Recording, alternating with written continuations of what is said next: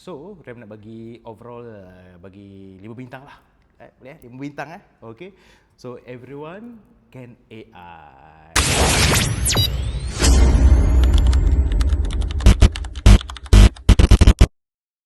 My name is Ram, panggil saya Ram. Hari ini Ram di sini di RGBA bersama dengan Coach Fikri untuk sama-sama orang kata memampankan diri dan juga mendalami lagi ilmu tentang AI, Artificial Intelligence hari ini.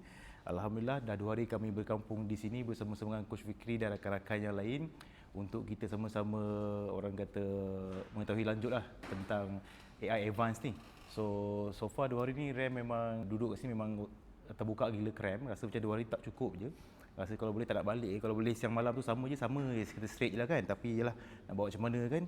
Sebab banyak sangat benda yang kita nak buat, banyak sangat benda yang kita nak explore, banyak sangat yang kita tahu sebelum ni tapi tak tahu. Macam tu.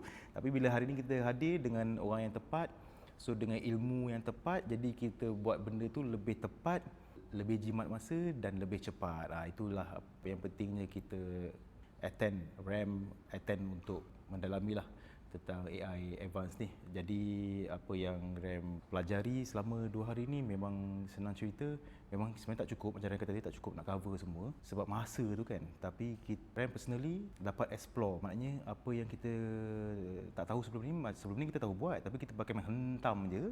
Okey. Tapi sekarang ni kita tahu yang lebih tahu.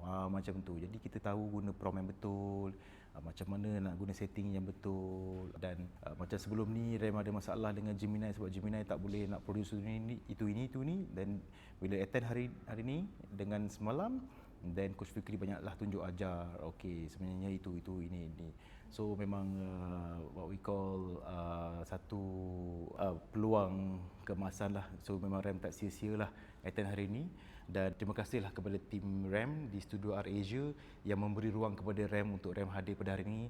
So pada korang yang tengah buat event tu, teruskanlah buat event, pastikan event berjalan dengan lancar. So terima kasihlah bagi saya untuk hadir untuk mempelajari tentang AI ni. So untuk korang juga kan, alright. So memang totally sangat-sangat berbaloi. Jadi kalau kepada anda yang nak pelajari ataupun nak mendalami ataupun mengenal lanjut tentang ilmu AI ni, silalah because AI ni ilmu yang terkini untuk zaman sekarang ni. Jadi perlulah kita belajar sesuatu benda baru dan mengoptimize ataupun ringkaskan lagi kerja anda dengan lebih cepat dan jimat masa dengan ilmu yang betul, tempat yang betul, masa yang betul dan cikgu yang betul lah, right? So terima kasih banyak kita nak ucapkan buat RGBA dan juga Coach Fikri dan the entire team. Thank you so much. So Ram nak bagi overall bagi 5 bintang lah. Boleh 5 bintang Okay. So everyone can AI. Alright, thank you. RGBA.